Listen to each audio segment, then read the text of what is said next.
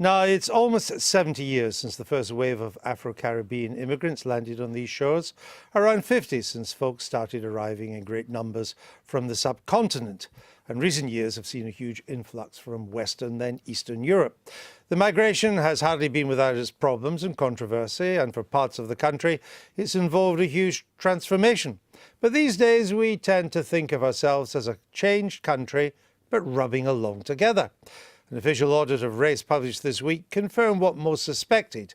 We might have come a long way from the 1950s, but we still have a long way to go when it comes to equal opportunities. But is it worse than that? At core, are we still a deeply racist society? Here's model, DJ and social activist Munroe Bergdorf with her take of the week.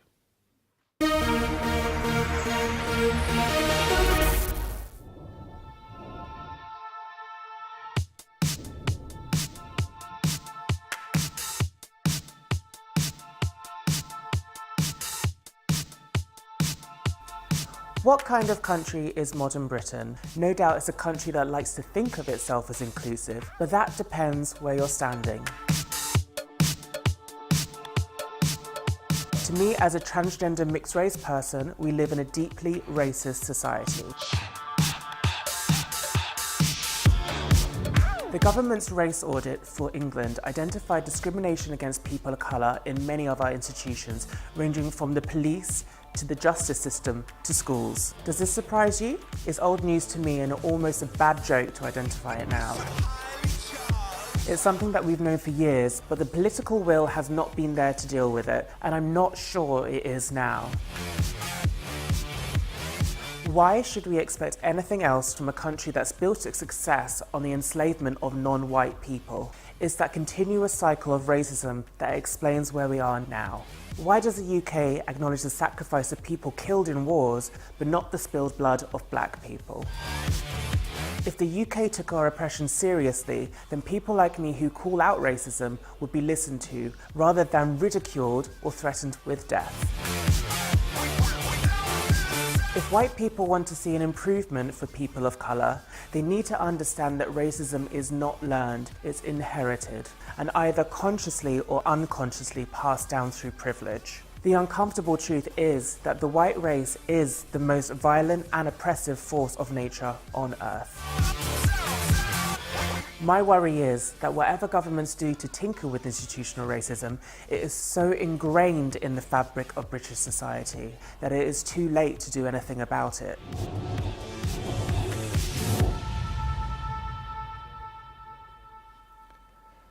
And from the World Cinema in Herne Hill to our own little cinema here in SW1, Munroe joins us now. Thanks for joining us and for your take. Michael, do you agree? Is Britain a deeply racist society? I hadn't thought so. I don't think I've thought about things as deeply and carefully as Munroe has, perhaps, but I didn't think it was deeply institutionally racist. I thought the point that you made in the film, which absolutely does echo, is the historic point that if you take the United States, it's built on the suppression of the African American, the Native American, and many immigrant classes, and our society built a lot of its wealth on slavery. But whereas when I go to the United States, I feel that that has left the most tremendous legacy, which is highly relevant today, I somehow don't get the same feeling in this country about the relevance. I mean, your appreciation of the relevance will be different from mine. Of course, because it's my lived experience and you would never have experienced racism yourself.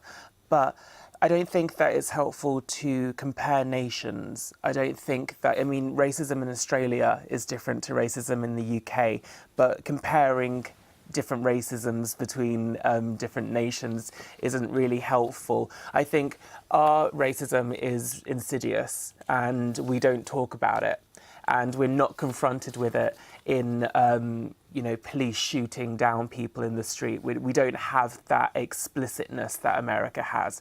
It's very behind closed doors, and we're very British about our racism.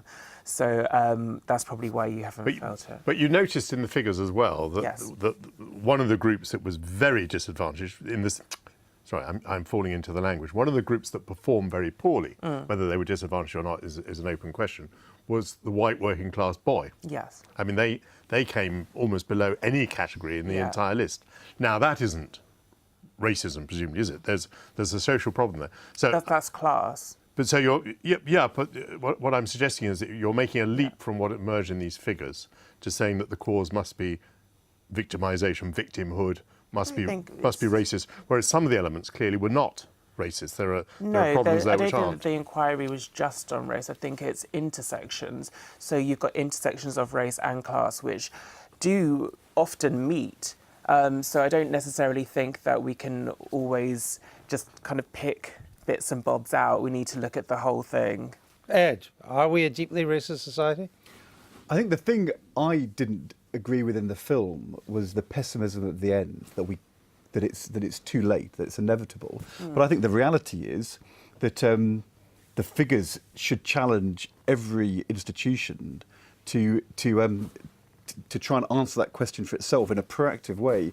The reality is, you can say, but actually, look, it's also about poverty, or it's also about where you live. But in the end, those become excuses, because it's also the case that it's harder to get on and succeed because of the colour of your skin in our country. And I think the powerful argument you make is that simply, if you are in an institution, whether that's the board of directors or a police chief constable, it's not enough to say, I'm not racist. Yes. You have to prove that in the actions you take every day as an institution, because unless you're on the front foot and actually doing something about it, the status quo is not a fair status quo on racial terms. And so therefore, but surely if we are proactive, it's not we're not proactive. Yeah, that's what I was talking about. But it's not inevitable. I'm yet to see it. And we live in a society where we won't even talk about it. So until we actually we've only just really started talking about modern day racism. When we talk about racism, we're always, either talking, sorry to bring up what you talked about, but we're either comparing to America, which is wholly, wholly different. The history is very, very different. We celebrate the empire here, but the empire has a horrible history for people of colour. But we have a multicultural society. So there's this imbalance, and especially when it comes to education, the whole system needs to change. Well, let me look at education. Let's look at the figures on education. 33% of white kids go to university or further education. 37% of black kids go to university or further education. 67% of Indian kids go to university or further education. 76% of Chinese kids go to university or further education. Where's the racism in that? I'm talking about how people's history and how people's But I'm talking cultures. about now and the chances of young but children. I'm not talking about their... But what's wrong with these figures? I'm about to tell you. I'm not talking about their academic performance. I'm talking about how we are taught about each other. If black kids aren't being taught about their histories, if we're being taught, that white history is paramount, that's essentially feeding into a white supremacist narrative.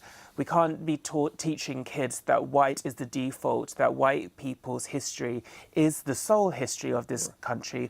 We need to be taught about black contributions and other contributions of other cultures within society. But for most people, what racism is and what they'd like to improve is the chances of people getting on regardless of the colour of your skin. That's not just racism, though. I'm talking about the mental health. But it's still quite an important thing. And these figures would suggest that as a country, we're doing reasonably well. No, that's facts and figures. But you think, facts and figures are important. But you think I think it goes deeper that we are irredeemably racist, don't you? What, this society? Quite yeah, so, I do. Unfortunately, I do. I think that the success of Britain is literally based on racism. And do you think we're irredeemably sexist as well? 100%. But if you take something like gender, I think we are making advances in terms of gender pay. All men smashing down the patriarchy, we are going to be on that page. So I think, yes, but we can make progress. I think we can make progress and we can combat it. But if it's irredeemable, you can't make progress. I mean, it's fighting human nature, and humans are flawed. Humans are flawed, but you seem to think that white people are uniquely evil. I didn't say that. I didn't say that individual people are unique. Well, I'm talking about society. No. You said whites are the most violent and oppressive people. Well, yes. That's what you said in your film. And if you're going to go back So to that would seem to me statistics, then that's- statistics point that out too. Really? Well, Yes. the Chinese were massacring Chinese and other races long before they'd ever met a white person. Attila the Hun wasn't white. It's the same in the subcontinent if you go back hundreds of years as well. The genocide in Rwanda was black on black. Probably have So is clarified the Congo, which is the rape capital of the world. These things have got nothing to do with white people. Okay. And I feel like this situation where I'm sat on a couch trying to justify my feelings towards racism and trying to justify why we're in this situation with the findings of the government. Facts and figures of people going to university is not reflective of the mental health of people of colour. It's not reflective of how people of colour are taught about their own histories, taught about the progress and where we come from. That is not reflective, and that is not indicative, that what you've got in front of you, that's not indicative of a fair state of affairs within this society. But do you think, on the other hand, that if a lesson that emerges from all of this Yes. is that people of colour are victims in some way, do you not see dangers in that? Do you not see that people may just believe the whole thing is so stacked against them that they have an excuse for not doing as well as they might? Are you saying the race card? I've expressed myself in my own way.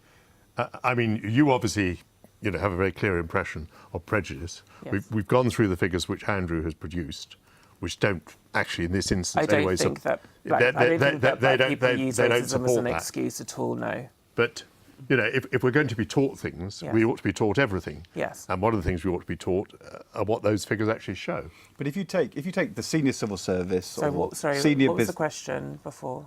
Well, I wasn't really asking you a question. I was Okay. just saying, if you believe that things should be taught, Yes. then the figures that have come out here, which didn't demonstrate what we thought they might demonstrate, are also something that people ought to understand. In other words, if there are black people there saying, I've no hope of going to university, well, no, go to the figures and find out that actually your chances of going to university Okay. are not as good as an Indian kid, but they're better than a white kid. I don't think that you're looking at the details. I don't think that you're looking at what a person of colour experiences in that time of going to school and going to university. Yes, they may go to university, but what is their experience within that school structure? What is their experience within the education system? My self-worth and my low self-worth by the time that I got to university was largely because of my experience in the education system and how my well-being was put to a side and overlooked in favour of the white students. And my histories and my role models just weren't there. My sex education was not there. My looking into gender was not there. Everything that would be of empowering, a source of empowerment for myself was not there. I did not feel supported with the education system. Can so anything be yes, done? I went to university too, but I really did not benefit from my high school experience. Can anything be done? Yes, and it did sound quite futile on the film, but I do feel like we all need to be on the same page in how we combat this. And I don't feel like white people should be so defensive when it comes to talking about racism. It is a very tough situation and tough subject for everybody to talk about. But really, we need to just bear in mind that it doesn't affect white people. but the answer is that white people have to do things. Yes. It's not simply, and I think that's what the problem is, really. But you don't have to be, as a white person, you might not be violent or oppressive. You might just be ignorant. Yeah. And actually, there were the figures you quoted there, but if you look at the senior echelons of business or the civil service, there's gross underrepresentation of black people. The question is, are white people at the top of those organisations every day saying, what are we doing about it? But unless they are, you won't combat it. We're But gonna that's have why to- I But feel they're not so violent. futile about it. And Right. I think that's why so many black people feel so futile about it. And I don't We think could do that... it. We could, but it's Well, a very you- big could. Yep. Except 85% of whites in this country feel they belong to Britain. 84% of Asians. 81% of black people. it's not clear that non-white people in this country feel the way you do. I do feel like I'm part of Britain. I do. You do, Yeah, of course I do. despite it being irredeemably racist. Of course. I mean, there's Black Britain, and you know, there's Black culture within cultures. My Britain is very different to what a white person would have experienced. It doesn't mean that I don't love this country for the opportunities that it's given me. I feel very fortunate in some ways to live in Britain. Okay. But I'm also not a fan of the insidious culture that we have here, that we can't talk about racism and that we don't understand what racism is. We've talked about tonight on network television. Munroe, thank you. Thank you.